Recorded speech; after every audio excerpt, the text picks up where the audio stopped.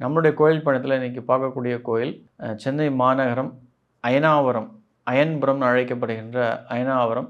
இந்த கோயில் ஒரு தனி சிறப்பு பெற்ற கோயில்.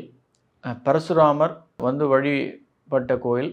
அவருக்கு சாப விமோசனம் கிடைத்த ஒரு இடம். அது மட்டும் இல்லாமல் பிரம்மருக்கும் இங்கே தான் விஷ்ணு பகவான்கிட்டேருந்து கிடைத்த அந்த சாபத்தை விலக்கிய கோயில். அந்த கோயிலுடைய தனி சிறப்பு அப்படின்னு நம்ம சொல்லணும் அப்படின்னா, ஆக்சுவலாக வடமொழியில் ஹயன் அப்படின்றது வந்து பிரம்மனுக்குரிய பெயர். அந்த பிரம்மர் இங்கே வந்து சுயம்பு லிங்கத்தை தேடி வந்து வழிபட்டு தனக்கு விஷ்ணுவால் ஏற்பட்ட அந்த சாபத்தை விமோச்சனம் அடைந்ததால் தான் இதுக்கு வந்து அயன்புரம்னு பேர். இன்றைக்கி காலப்போக்கில் அந்த ஊருடைய பெயர் அயனாவரம்னு அழைக்கப்பட்டாலும் இதுக்கு வந்து அயன்புரம், அதாவது ஹயன்றது சமஸ்கிருதத்தில் பிரம்மருக்கு உரிய பெயர். அந்த வகையில் இந்த கோயிலுடைய மிக மிக அதிமுக்கியம் வாய்ந்த ஒரு விஷயம் அப்படின்னா, பரசுராமர், லிங்கேஸ்வரர், பர்வதவர்தினி தாயார்.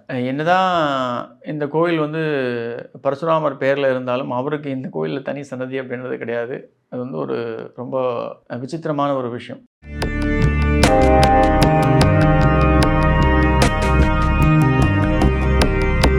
நமஸ்காரம். ரகசிய உண்மை நேயர்கள் அனைவருக்கும் என்னுடைய அன்பான வணக்கங்கள், வாழ்த்துக்கள். அடியார்கள் வாழ, அரங்கன் நகர் வாழ, சிறகோப்பந்தன் தமிழ் நூல் வாழ, கடல் சூழ்ந்த மண்ணுலகம் வாழ, மனவாள மாமனியே இன்னும் ஒரு 100 ஆண்டு வாழியே. ஆக்சுவலாக வரலாறு அப்படின்னு நம்ம சொல்லணும்னா, விஷ்ணு பிரம்மர் மேல் கொண்ட கோபத்தினால் அவருக்கு சாபம் கொடுத்து, அதனால் உலகம் ஸ்தம்பித்து, காத்தலும் படைத்தலும் ஸ்தம்பித்து போனதால் ஈஸ்வரனிடம் வந்து மண்டியிட்டு பிரம்மர் வந்து தனக்கு விமோச்சனம் அடைய இந்த கோயிலில், அதாவது சுயம்பு லிங்கேஸ்வரரை தேடி வந்து இந்த கோயிலில் அவர் வந்து தன்னுடைய சாப விமோச்சனம் பெறுகிறார். இந்த கோயிலுடைய புஷ்கரணி பேரே வந்து பிரம்ம தீர்த்தம் தான் பேர். அவ்வளோ தனி சிறப்பு பெற்ற ஒரு குளம். இங்கே வந்து தான் பிரம்மர் தன்னுடைய சாபத்தை விமோச்சனம் அடைந்து தன்னுடைய தொழிலை ஆரம்பித்து சகஜமாக உலகம் இயல்பு நிலைக்கு மாறுகிறது. அந்த அளவுக்கு சிறப்பு பெற்ற ஒரு இடம். ஆனால் நம்ம இது தெரியாமல் இங்கேருந்து எங்கெங்கேயோ கும்பகோணம் போகலாமா, திருநெல்வேலி போகலாமா, சென்னையில் இருக்க மக்கள் வந்து எதை தின்ன பிதம் தெளியுன்ற ஒரு விஷயத்துக்கு எல்லா ஊருக்கும் சென்று வணங்குகிறார்கள். ஆனால் இந்த கோயில் அயனாவரத்தில் இருக்கக்கூடிய இந்த பரசுராமர் லிங்கேஸ்வரர் கோயிலை போய் நான் எஸ்பெஷலி சொல்கிறேன், சனிக்கிழமைகளில் வழிபடுறீங்க அப்படின்னும்போது அந்த உங்களுக்கு ஏற்படுகின்ற எப்பேற்பட்ட தோஷமாக இருந்தாலும், ஜாதகத்திலே உங்களுக்கு ஜோதிடர்கள் இந்த தோஷம் இருக்குது அந்த தோஷம் இருக்குன்னா கூட, இந்த தோஷம் எந்த தோஷமாக இருந்தாலும் இந்த கோயிலில் நீங்கள் வழிபடுறீங்க அப்படின்னும்போது எல்லா தோஷங்களும் விலக்கி காத்துக்கொள்வார் இந்த லிங்கேஸ்வரர். எதுக்கு சொல்கிறேன் அப்படின்னா, பரசுராமர் தன்னுடைய தாயை தன்னுடைய தந்தையுடைய பேச்சை கேட்டு கழுத்தை விட்டு விடுகிறார்.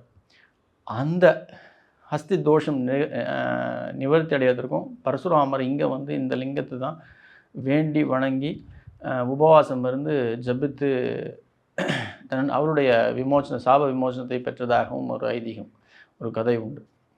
அந்த அளவுக்கு சிறப்பு பெற்ற ஒரு ஈஸ்வரன் கோயில். இந்த கோயிலுடைய மகத்துவமே 2 நிறங்களாக காட்சி கொடுப்பார். அதாவது ஆவணிலிருந்து மார்கழி வரலும் கருப்பு நிறமாகவும், ஆடியிலிருந்து ஐப்பசி வரலே ஒரு வெண்ணிறமாகவும் காட்சி கொடுப்பார் ஈஸ்வரன்.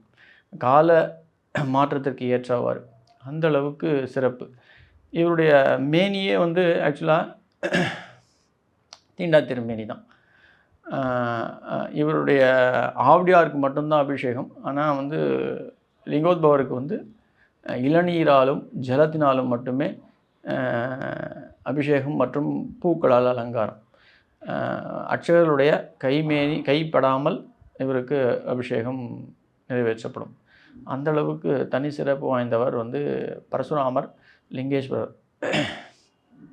இந்த கோயில் இன்னும் மெருகூட்டி சொல்ல வேண்டும் அப்படி என்றால், இங்கே இருக்கின்ற சன்னதிகள் எல்லாமே வந்து தனி சிறப்பு வாய்ந்த சன்னதிகள். இங்கே வந்து சுப்பிரமணியருக்கு வடமேற்கில் தனி சன்னதி உண்டு. அதே போல் எல்லா கோயிலும் இருக்கிற மாதிரி கன்னி மூலையிலே கணபதிக்கும் தனி சன்னதி உண்டு. பிரம்மர், விஷ்ணு, மகாவிஷ்ணு, அதேபோல் அம்பாள் துர்க்கையும் உண்டு, சண்டிகேஸ்வரரும் உண்டு, கால பைரவரும் உண்டு. இவர்கள்லாம் நீங்கள் பிரதர்ஷனை பண்ணி வந்து அந்த கொடிமரத்தை சுற்றி பலிபீடத்தையும் சுற்றி நீங்கள் உள்ளே பிரவேசிக்கும் பொழுது லிங்கோத்பவர் அழகாக காட்சி கொடுப்பார். உயரமான நீண்ட வளர்ந்த மெல்லிய மேனியோடு காட்சியளிக்கக்கூடியவர் தான் இந்த பரசுராமர் லிங்கேஸ்வரர்.